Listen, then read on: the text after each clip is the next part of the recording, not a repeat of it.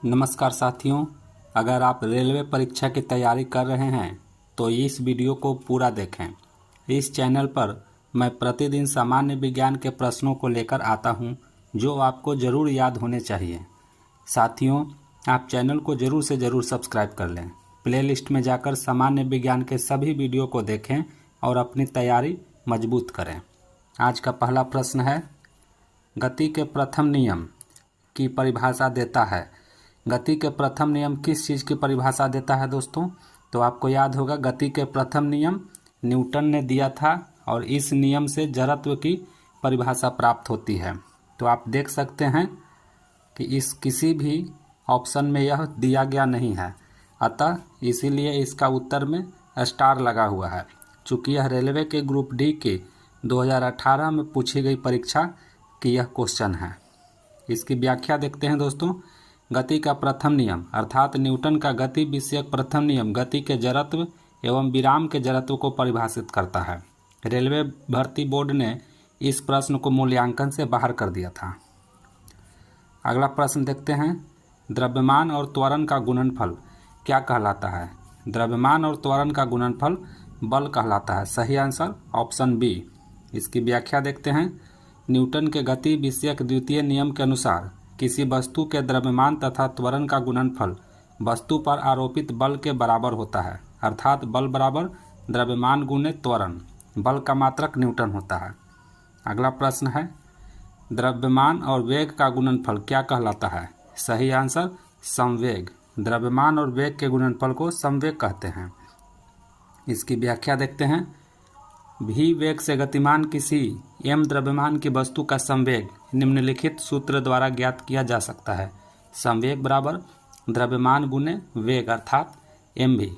अतः द्रव्यमान और वेग के गुणनफल संवेग कहलाते हैं। अगला प्रश्न है, दाब का एसआई मात्रक क्या है? तो दाब का एसआई मात्रक पास्कल है दोस्तों। इसकी व्याख्या देखें। एसआई पद्धति में दाब का मात्रक पास्कल होता है। 1 पास्कल बराबर 1 न्यूटन प्रति मीटर स्क्वायर। पास्कल को संक्षिप्त में पीए द्वारा प्रदर्शित करते हैं, अतः 1 पीए बराबर 1 न्यूटन प्रति मीटर स्क्वायर। अगला प्रश्न है, बल बटा त्वरण बराबर क्या होता है? सही आंसर द्रव्यमान। इसकी व्याख्या देखते हैं। न्यूटन के द्वितीय नियम के अनुसार बल बराबर द्रव्यमान गुणे त्वरण, अतः बल बटा त्वरण बराबर द्रव्यमान। अगला प्रश्न है, 72 किलोमीटर प्रति घंटा के चाल को मीटर प्रति सेकंड में दर्शाने के लिए उसे कितना लिखेंगे? सही आंसर है 20। उसे मीटर प्रति सेकंड में दर्शाने के लिए हम 20 लिखेंगे। इसकी व्याख्या देख सकते हैं। 72 किलोमीटर प्रति घंटा के चाल को यदि मीटर प्रति सेकंड में व्यक्त करना हो तो 72 किलोमीटर प्रति घंटा बराबर 72 गुने 1000 बटा 60 गुने 60 बराबर 72 गुने 5 बटा 18 बराबर 20 मीटर प्रति सेकंड। अगला प्रश्न है, एक वस्तु को ऊपर की ओर 14 मीटर प्रति सेकंड की चाल से फेंका गया और वह 10 मीटर ऊंची उड़ी। उच्चतम बिंदु तक पहुंचने के लिए वस्तु द्वारा लिए गए समय की गणना करें। सही आंसर हो जाएगा बी 1.43 सेकंड। चूँकि यह एक न्यूमेरिकल क्वेश्चन है दोस्तों और आरआरबी ग्रुप डी 2018 में पूछी गई है। इस तरह के प्रश्नों को आप समय दें और व्याख्या को देख करके अच्छे से समझें। काफ़ी इंपॉर्टेंट न्यूमेरिकल्स होते हैं दोस्तों। अगला प्रश्न है, भी वेग से गतिमान एम द्रव्यमान के एक पिंड का संवेग क्या होगा? सही आंसर एम भी। इसकी व्याख्या देख सकते हैं आप। अगला प्रश्न है, यह प्रश्न भी दोस्तों एक न्यूमेरिकल और काफ़ी इम्पोर्टेंट न्यूमेरिकल है, अतः आप इस तरह के वीडियो को आप ध्यान से पढ़ें और व्याख्या देखकर इसे आप समझ सकते हैं। अगला प्रश्न है, वह भौतिक राशि है जो कभी भी ऋणात्मक नहीं हो सकती। तो सही आंसर है डी, दूरी वह भौतिक राशि है जो कभी भी ऋणात्मक नहीं हो सकती। इसकी व्याख्या भी दी गई है दोस्तों, आप इसकी व्याख्या भी पढ़ सकते हैं। अगला प्रश्न है, लंबी कूद के दौरान एक एथलीट कूदने से पहले दौड़ता है, ऐसा करना क्यों जरूरी है?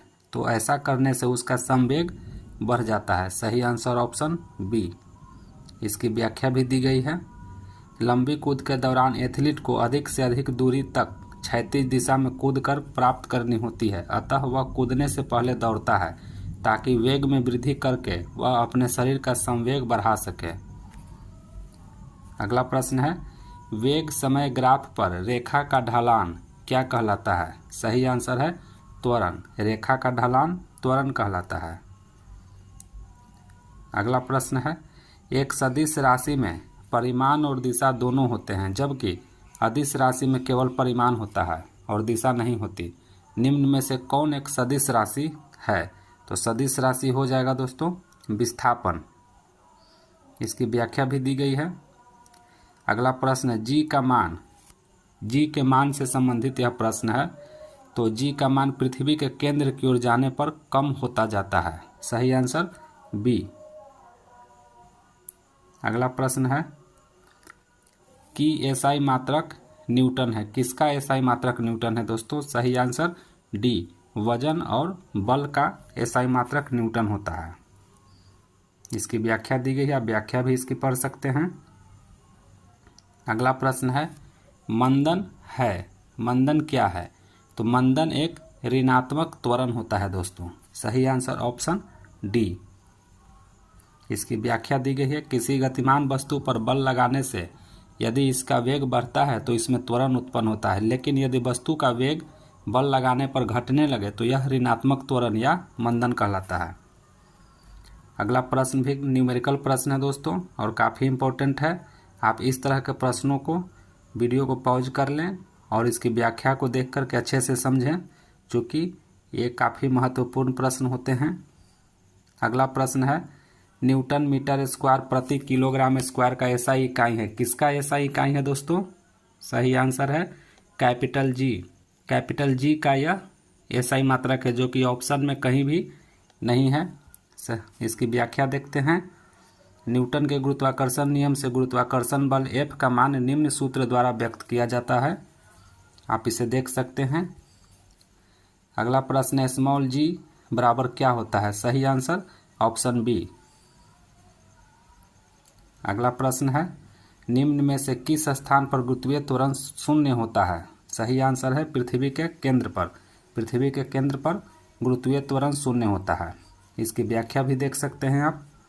तो ये था दोस्तों आज का हमारा मोस्ट इम्पोर्टेंट सामान्य विज्ञान के वैसे प्रश्न जो रेलवे की ग्रुप डी परीक्षा में पूछी गई है। इसी तरह के वीडियो प्राप्त करने के लिए आप चैनल को ज़रूर से ज़रूर सब्सक्राइब कर लें। धन्यवाद।